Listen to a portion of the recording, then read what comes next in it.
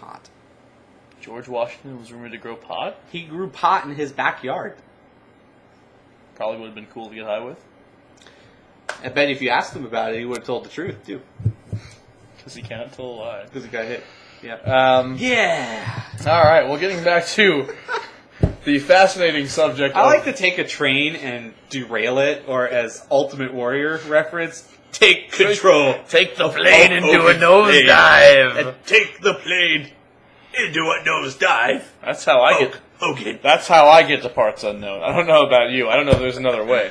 Well, you can ask your mom. I got to her unknown parts. Oh! Where are we at? I just picked James Harrison. Jerome Harrison. Or Jerome Harrison. I didn't even pay attention to what his name was. Let's see. I need to. Just kidding. I do know who he is, and I think he's a quality pick. I don't want somebody on YouTube going, "You're a moron, and why are you hanging out with your dad?" Somebody on one of my other videos actually thought that I was Troy's dad. So I about crap my pants. That's the best comment. That and all the Chiefs fans who want to stab me in the face. Chiefs fans? They exist, apparently, and they really hate me. All right. Well, yeah, Jamal Charles sucks, by the way. Yes, he does. Let's see. I needed a backup quarterback. I went with Matthew Stafford. I'm happy with that. Pick. Happy with it. Very happy with it. Maybe he'll play the Browns 8 times this year. You know, he might do better than Cutler. Who knows? That's very true. You know, at least I'll have somebody there that I can, play if I need to bring Cutler out for a while, and he's decent backup. I'm totally happy about it. With that in place, pick number 13, I went with Danielle Manning because he plays for Chicago.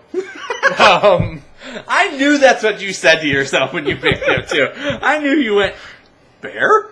Okay, that's all right though. He was a pretty good defensive player. I don't think he's going to be a consistent contributor to fantasy. I didn't think that I needed.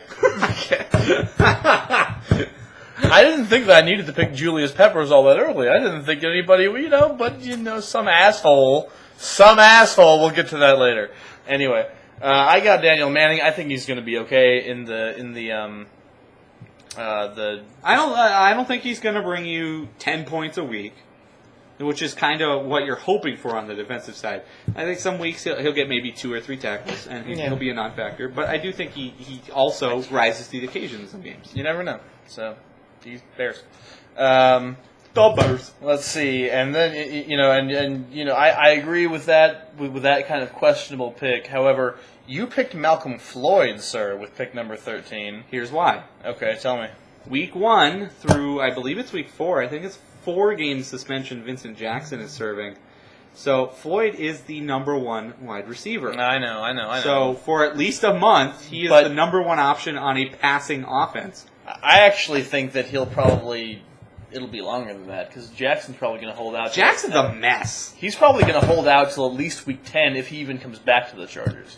Either way, I think that makes Floyd poised for a breakout season. He's going to have to be because Gates can't catch every pass. It's entirely And possible. Apparently Ryan Matthews can't catch a pass. So I think Malcolm Floyd's going to be a very good pick. And the rest of the fantasy roundtable agreed. It's entirely possible. Just saying. By the way, a really cool way to draft is to get like 4 other people with you and all have a separate laptop open and give yourself cancer from all the radiation. And then put Madden 11 up on the screen so you can flip through rosters and find out who's where on the depth chart in seconds. It's an excellent way to do this. Good to know. Let's see here. And then we had your pick number 14. My 14th pick, which was Deshaun Goldson. The second fiddle to Patrick Willis on the 49ers defense. Goldson had some breakout games last year. And if the Niners are poised to have a big year on defense, like you think they are, then Goldson's going to be a big part of that. I don't think they're going to have a big year on offense, but I think they're going to have a big year on defense. I don't think they're going to have a good year on offense at all. All right, so Deshaun Golston, and then, let's see, what did I do? Oh, I picked another Bear. Wow. I picked 5 Bears in a row. You should rename your team Chicago and some other guys. Well, We're getting into the stretch here. Daniel Manning was the first of 5 Bears in a row that I picked. Oh, man. Your team's No, most you're fine. Most of them were defensive players. The Bears' defense isn't that bad. Yeah. I got Zachary Bowman, who's their cornerback, and I think he's... What? I'm just giving you crap. It's so easy now. You picked 38 Bears. There wasn't even 38 picks. No, I got Zachary Bowman. I think he's going to be good. He's their starting cornerback. He's healthy. He's in shape. And he's a big part of the defense that Lovie Smith says he is recommitting to defense this year. Well, he's also going to have a lot of balls thrown his way. With Aaron Rodgers, Brett Favre, and Matthew Stafford in the division, he's going to see a lot of action at that position. So it could be a very good pick.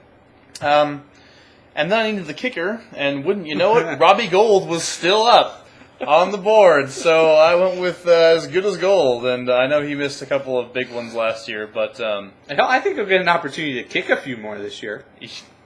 That's for sure. I hope so. And at least I didn't take him in round 3. Yeah, Polex.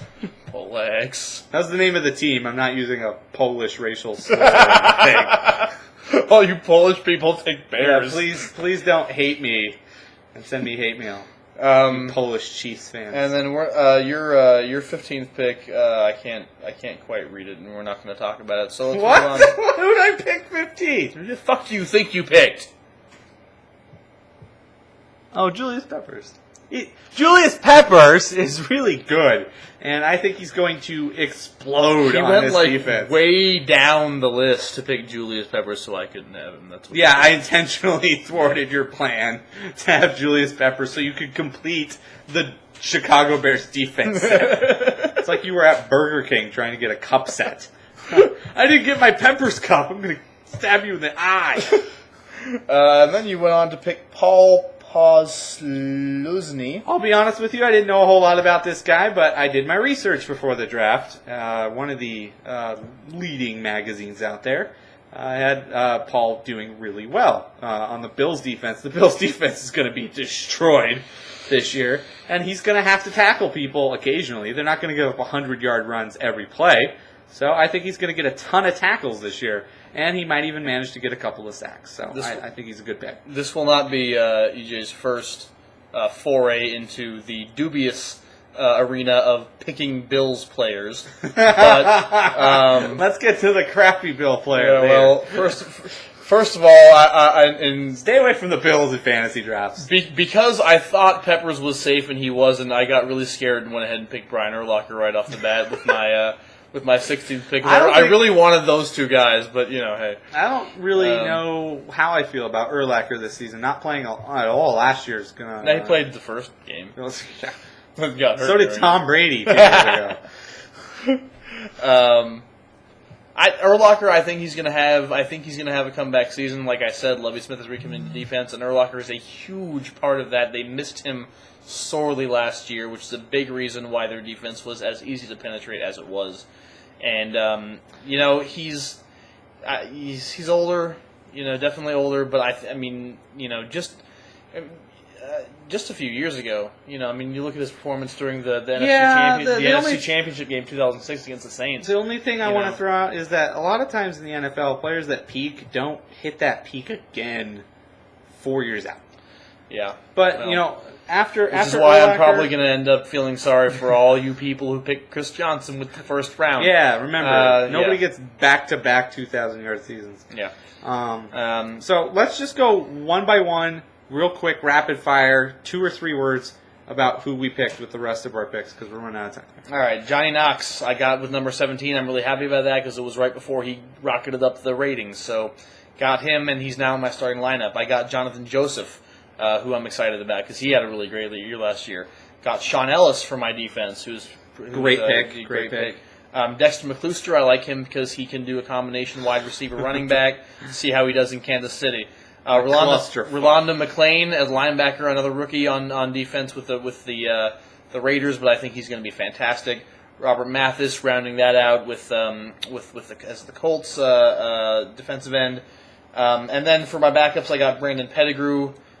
Because he's going to be backing up Stafford the same week I've got Stafford playing. and Elsie Umenyiora, who isn't worth talking about because I quickly replaced him with Derek Cox. Already, I've made a replacement. I'm just gonna cut it there. That's kind of how we feel about our fantasy draft. He picked Lee Evans. I don't really want to talk about picking Lee Evans. He picked Lee Evans. It sucks. But, we'll definitely let you know how we do. Yeah. So definitely follow this channel to find out where things Sunday!